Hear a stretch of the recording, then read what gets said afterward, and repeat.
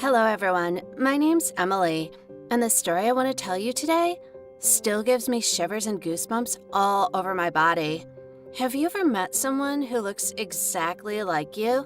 Have you ever talked to someone who looks at you with your own eyes, speaks with your voice, and smiles with your smile? This is really creepy. And no, I didn't meet my twin who was separated from me when we were kids. I met my clone. Where did it come from? I'll tell you. It all started when I met Alex at some party. This guy immediately caught my attention. He clearly stood out from the crowd. Good-looking, catchy, and laughing loudly, with a great sense of humor and charisma. I spent the evening looking at him. I was jealous of other girls with whom he talked to and danced. And then one of my friends introduced us.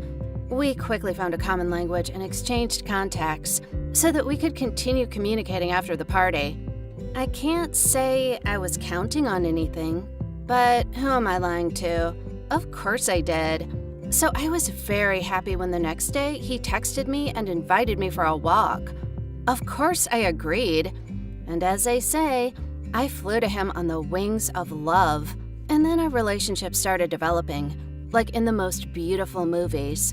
Night walks, dates in an amusement park, flowers. We spent every spare moment together. I was so in love, and Alex loved me back. Everyone said what a beautiful couple we are. I even introduced Alex to my parents because I was sure he was my destiny, and we would be together for the rest of our lives. But only a year passed and serious problems started. We both graduated from high school. Then we went to the same university, but we studied in different departments. We were preparing to live in a student dorm, but our parents, after discussing everything, decided they would help us to rent our own apartment. So we started living together. And no, the problem started not because of any everyday issues, but because I realized there was way too much Alex in my life. We lived together. We went to the university and back together, and always spent time together during breaks. I didn't pay attention to it, but I suddenly realized that in the year I was dating Alex, I stopped communicating with almost all of my friends. All my free time was given to him, and he was very offended.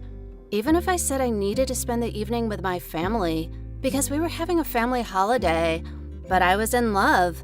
And of course, the last thing I wanted was for us to fight. So I always went to meet him. The only time we were apart was during my classes. Only there could I communicate with my classmates and devote time to my interests. But even then, after a while, he started to control me. He texted me all the time, asked how I was doing, said he missed me. Of course, I was very happy that my boyfriend loved me so much, but I started to feel that my freedom was severely restricted, as if my life didn't belong to me anymore. The first serious argument we had was when I bought a new phone and refused to tell Alex the password for it. After all, I should have my own life, right?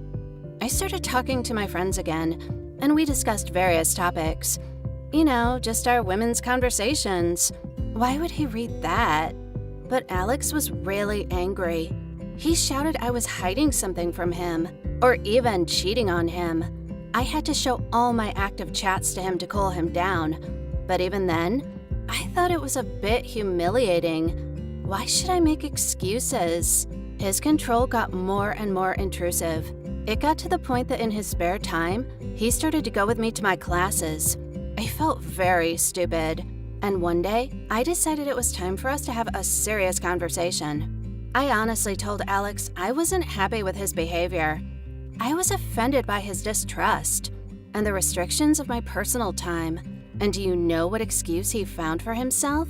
He said he loved me so much that he was afraid I would find someone else and leave him. But what Alex didn't want to understand was that the way he was acting was pushing us further apart. One day, I couldn't stand it. I packed my things and said I would stay with a friend of mine for a couple of days and think about what to do with our relationship next. Of course, I expected him to be very angry, but he was so mad that he almost hit me. After that, I didn't want to stay in the same apartment with him for even a minute. It was naive of me to think that Alex would calm down. He harassed me at the university, begged me to go back to him, and even cried. I was bored, but I knew it was time to end this toxic relationship. Then he suddenly disappeared. He stopped calling, texting, and following me around the university. I even started to worry, but I didn't dare call him myself. A week or two later, I received a very strange message from a friend. She asked me in surprise why I went back to Alex after everything that had happened. I was just as surprised and told her that I hadn't thought about going back to him, but she insisted that she saw me with him half an hour ago in the city park. It was strange. A little later, another friend of mine said that she saw us in a movie theater, and surprisingly, Alex's mom called me and said yesterday, when I was visiting them, I left my gloves in the hallway. But how is this possible? I haven't spoken to Alex almost in a month. He didn't even respond to my messages, although I wrote more than once, because I had to pick up my personal belongings from the apartment. I found out the shocking truth quite unexpectedly. But the thing is, I have a rare allergy to odors, and not all perfumes are suitable for me. But one day, I accidentally came across a small French perfume shop where I was able to pick up a fragrance, and since then, I have only bought it there. This time, I also went there, but the seller, who already knew me personally, was very surprised, saying I came over a couple of days ago and bought 2 packages of perfume, and I was with my boyfriend. I decided this couldn't continue anymore, so I went to the apartment where Alex and I used to live together. Not daring to use my key, I knocked, heard footsteps, and then the door opened. For about 10 seconds, I couldn't breathe. I couldn't blink. I just couldn't utter a single word. I was standing in front of me, the hairstyle, eye color, the mole under my lower lip, manicure, even my favorite home outfit. It was my clone. The clone, on the other hand, didn't seem to be surprised to see me at all. She even grinned and waved her hair, but it was my smile and my habit of pushing back my hair. I thought I was going crazy. How is this possible? Oh, what's going on here? The clone broke the silence first, introducing herself as Amelie. At least her name was different. She invited me into the apartment. There, everything remained in its place. It was as if I hadn't left at all, and we were still living like a happy couple in love. Although Alex continued, not with me, but with Amelie. I still didn't know what to say, but the clone took the initiative here and decided to tell me everything herself. It turned out that Amelie, which by the way is her real name, had been in love with Alex since high school. She ran after him, tried to attract his attention, but in vain. He fell in love with me. We started dating, and then we left our hometown and started living together. Amelie didn't lose hope, and also moved to another university.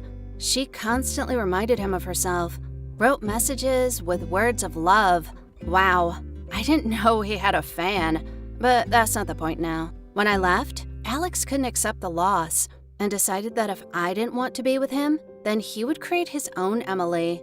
He called Amelie, who had been in love with him for a long time, and asked her to become me. I know it sounds crazy, but it was true. They changed her hair, bought colored lenses for her eyes, and our shapes were already similar. Makeup, a few cosmetic procedures. Ta-da! Even our own mothers couldn't distinguish us now. Amelie was telling me all this, and I didn't want to believe what she was saying. Was it really possible? And Alex created my personal clone, who will always be there for him and won't leave him, even if he acts like the most jealous boyfriend in the world. Amelie said that everything suits her, and she's happy she can finally be with the one she loves. I didn't understand her, and I didn't want to. I thought maybe I should talk to Alex, but why? Things are clear with him. I took my things and tried to forget about Alex and this Amelie, who was willing to live a different life just to be with him. It's been a long time, but I still shiver when I remember how I met my own clone. Sometimes I even have nightmares. What would you do if you were in my shoes? Maybe I should have talked to Alex and found out his motives personally. I will be glad to hear your advice and comments, because the story still does not let me go. Click the like button if you enjoyed this video. Subscribe to our channel and turn on notifications so that you don't miss new stories. And that's it for today. Bye!